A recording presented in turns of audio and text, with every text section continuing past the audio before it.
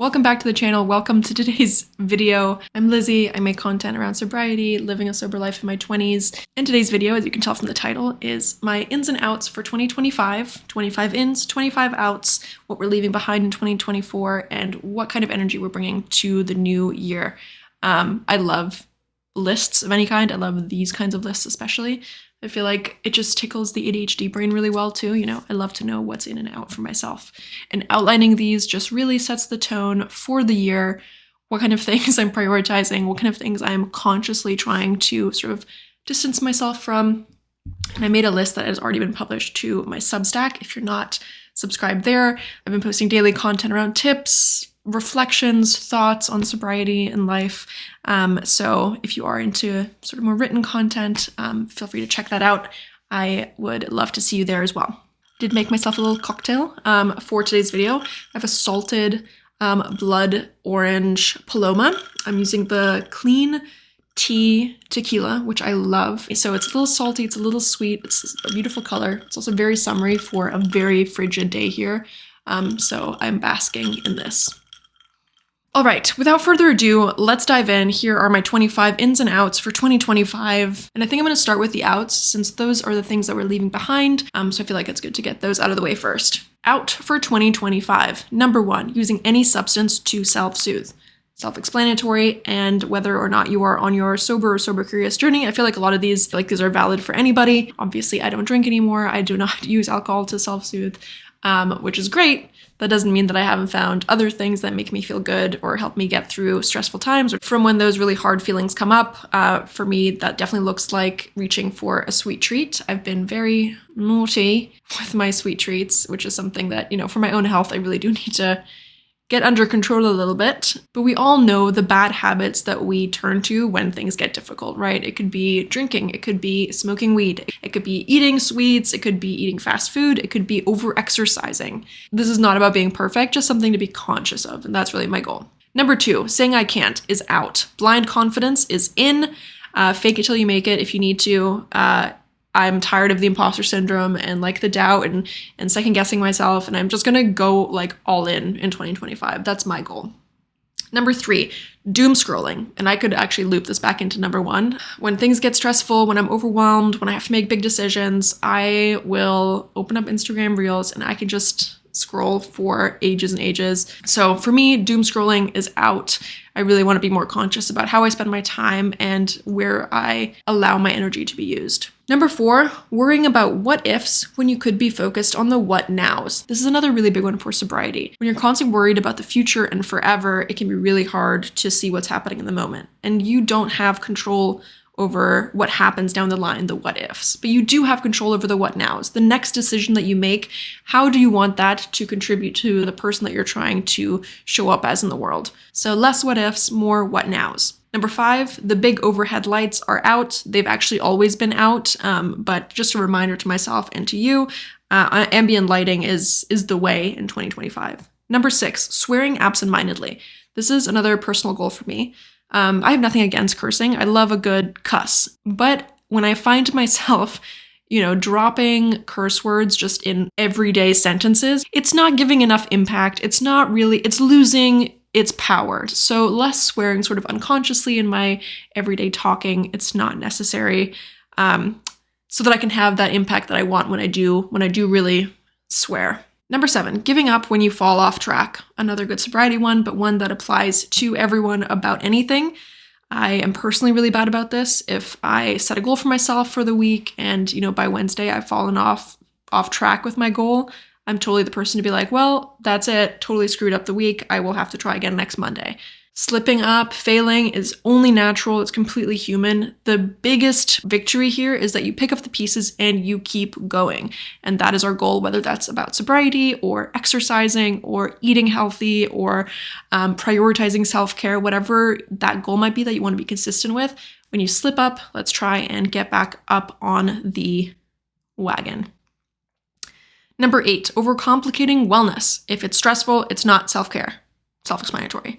Number 9, ruminating on the past. God grant me the serenity to accept the things I cannot change. Things I cannot change are in the past, so we're not going to be worried about the embarrassing things we've said or done in the past. We are focused on what decisions we're making next and who we can show up as moving forward. Number 10, living for the weekend. I want to create a life where I'm excited for every single day. That doesn't mean that there's not going to be bad days or hard days, but I'm not living for the weekend anymore. I want to make sure that every single day is one that I look forward to, that I create a life where my daily routines are the things that bring me joy. Number 11, being snarky. Negative self-talk in the mirror. Number 13, stripping your skin barrier with the latest and greatest products advertised on Instagram. Yeah. Whoever else need to hear that, skincare for 2025 is actually simplified. Less is more. We don't need the newest thing. Number 14, black and white thinking. Life happens in the gray. I generally lean towards being a very black and white thinker, right? Nothing is really black and white. So learning to accept the gray a little bit more. Number 15, overpacking for travel. You never ever need it all. Number 16, thinking your friends hate you for literally no reason at all. Insecurity in friendships out for 2025. Number 17, saying I'm fine when you're not. Authenticity beats bottling it up. I feel like I'm especially guilty of this, of bottling things up and not talking about things when I'm struggling. And I'll say I'm fine just because I don't want to inconvenience someone with my issues. So really practicing opening up, being authentic and being vulnerable is a big goal for 2025. Number 18, hanging out with drunk people when they're not being fun anymore. This one's a big one for me and maybe for other sober folks out there. I feel like over the past 3 years, I've gotten a lot better at this, where in the beginning I was like, yeah, no, I still like doing all that stuff. I like going out. And I do. When people hit a certain point when they are drunk, they're just not fun anymore if you're not on that same wavelength. And that's fine if they're having a good time, but I don't have to sit through that if I'm not having fun. And it's okay for me to leave parties early or leave gatherings early if people start getting to that point. Like that's my cue to go, even if it's my friends. Like drunk people are just not my jam anymore, and that's okay. So if you need to hear that, permission to peace out when people start getting drunk, even if you love them. Number 19, group chats you don't want to be in are out. Permission to mute, leave, or delete. Get out of there. Protect your peace. You don't have to be getting constant pings. There's enough pulling your attention every day. You don't have to be in 7 group chats being updated on everyone's life unless you want to be. Number 20, doing things because FOMO. 2025 is more for JOMO, the joy of missing out. FOMO used to be such a big thing for me, where I was like, I'm young and I'm wasting my youth away, and am I having enough fun? Am I doing enough stuff? And it ended up being more stressful trying to maximize my fun and youthfulness than me actually just trying to live my life. Missing out can be such a good thing, prioritizing your peace, doing stuff that seems boring, that isn't like aesthetic, is totally okay, because you prioritizing your happiness, no matter what that looks like, is the coolest thing you can do in 2025. Number 21, people pleasing. Out. If I am stretching myself too thin, trying to make everyone happy, I'm not going to have the energy or time for the things that I really want to focus on, and there's no need to give everyone a piece of that. Number 22, forgetting to romanticize your life. Romanticizing your life isn't about the big grand movie moments of your life. It's really about romanticizing the small everyday routines, making coffee, waking up in fresh sheets, putting on a nice outfit and seeing yourself in the mirror before you head out for the day. That's where those moments of magic are found. 23, taking life too seriously. When those little things come up where, like in the moment, you're freaking out, it's the end of the world, like having a little bit of perspective to take a step back and realize that you're going to get through this, that you're going to figure it out, and really allowing that not to consume me is another really big priority. Number 24, chasing perfection and healing. Healing can be messy and non-linear, and that's okay. Obviously, this is another one that can be applied to sobriety, but so many other things. It's not a straight shot. Even if you quit drinking, there's not an end goal in life, right? It's a constant daily work in progress, and that doesn't always look picture perfect. And then number 25 of my 25 outs for 2025 is treating rest like a reward. Rest is essential, not something you have to earn. That's really one I gotta hammer in. And I've gotten a lot better about resting, but it's still something where I find myself sometimes feeling guilt for taking a break, for relaxing on the weekend, for example, where, again, I get that FOMO of like, should I be doing something? I could be doing something better with my time. Rest is not negotiable. If you don't rest, you can't live your best life because you'd be exhausted, and we are not taking exhaustion with us into 2025. Now let's take a look at what's in for 2025. Number 1, saying no. Protecting your time and energy is the most in for 2025. Period. Number 2, bubble baths, ideally with expensive, fancy products. Fancy, expensive products are all in for me this year. I want expensive candles. I want expensive bath pearls. Like, you know, the ones that we had in the early 2000s that like, they were like beads with like oils in them or something, and you put them in your bath. I want those, like in a big glass jug. Luxury is the vibe for me this year. Number 3, on that note, more luxe, non-alcoholic options on menus. We've come a long way, and I would say that 97% of the establishments that I go to have some kind of non-alcoholic option on the menu that isn't like a soda or water or something like that. That being said, it's time to level up here. I want to see non-alcoholic spirits on the menus. I want to see non-alcoholic wines on the menu. And I am happy to pay like premium prices to drink and enjoy those things when I'm out. Just because I don't drink alcohol does not mean I'm not as much, if not more, of a beverage girl than I was when I was drinking. But if you have a stocked bar with 50 kinds of liquor on the wall, like you can throw a couple of non-alcoholic spirits on there. You know what I'm saying?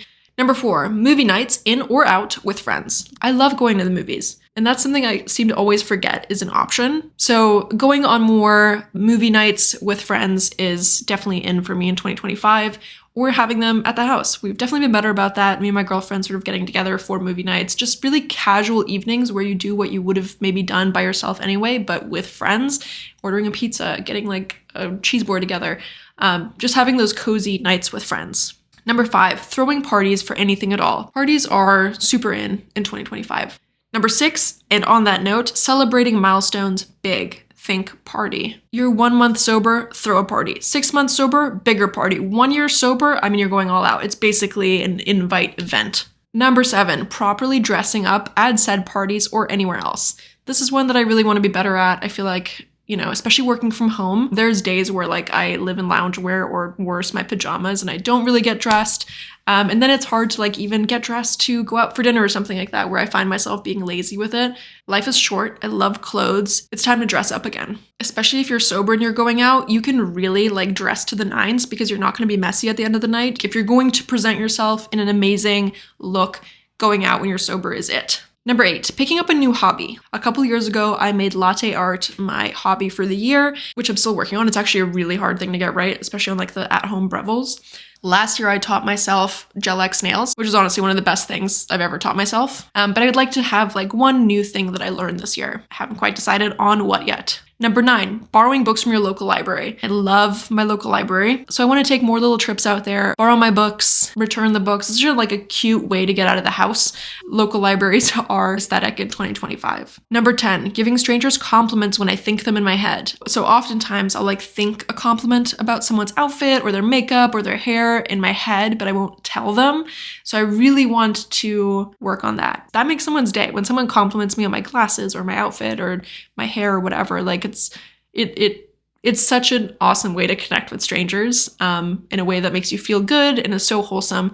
So more of that in 2025. Number 11, volunteering in your community. This is something that I've wanted to do, and for some reason, it makes me really anxious to go volunteer. So I really want to get out of my comfort zone and give back to my community. I think especially this year, sort of seeing communities come together and rally and support each other. I just want to be more involved in mine. Number 12, tapping meditations. I've never been a big meditation person, and I've come to accept that, you know, over time, that like the classic sitting quietly, my thoughts are like leaves on a stream, is not the kind of meditation that's going to work for me.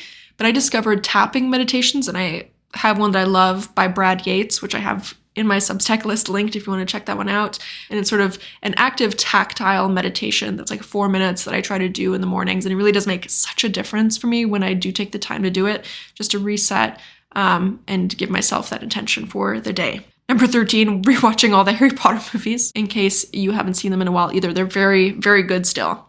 Number 14, saying brilliant more. Because I'm rewatching Harry Potter, they always say brilliant. So I wanna respond to things with brilliant more as well. Number 15 is chocolate milk, which is very in. It's just so good, and for a long time, it just never occurred to me that I could drink chocolate milk as an adult, and I've really gotten back into it recently, and so I would like to do that more this year. 16, more candlelight, as expensive as you'd like. My best friend bought me my absolute dream candle for Christmas, and so that is the energy that I'm burning in 2025. Number 17, leaving events early. Nothing good happens after midnight. I feel like I kind of went into this with my outs of hanging out with drunk people, but the saying goes, nothing good happens after midnight. You never needed that last drink. Like, all of those things are so true. And now that I'm not drinking, now that I'm not sort of caught up in the whirlwind of the night, piecing out and leaving early is the move. It allows me to leave at the highest note of the evening before things start to go downhill, just protecting my peace that way. I don't have to be there until the end. That's not really the energy anymore. Number 18, subscribing to print publications. I love my magazines, and I've also subscribed to my local newspaper, which I really want to be good at,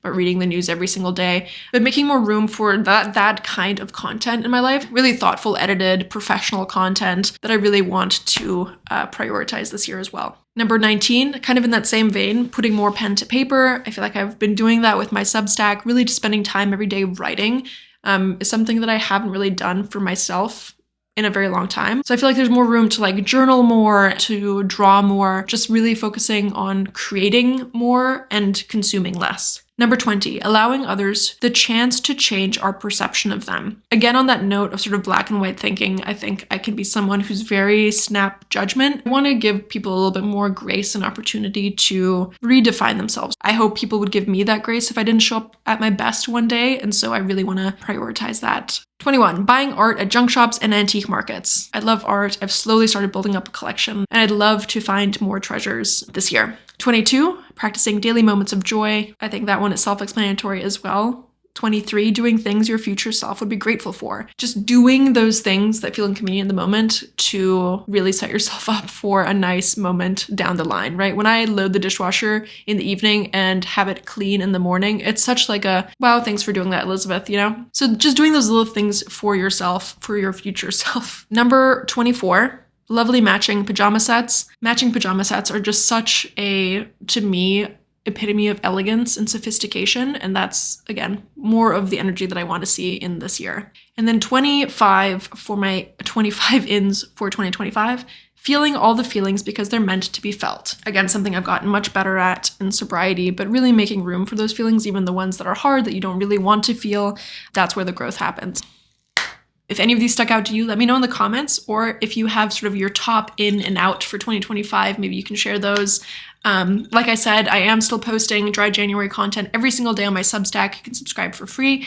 Otherwise, I hope you've had a fantastic start to your year, and I hope dry January is going great if you are doing dry January. I'm really excited for what's to come in this year. Thank you so much for watching. If you did enjoy the video, give it a thumbs up, subscribe to my channel, and hopefully I'll see you in my next video. Until then,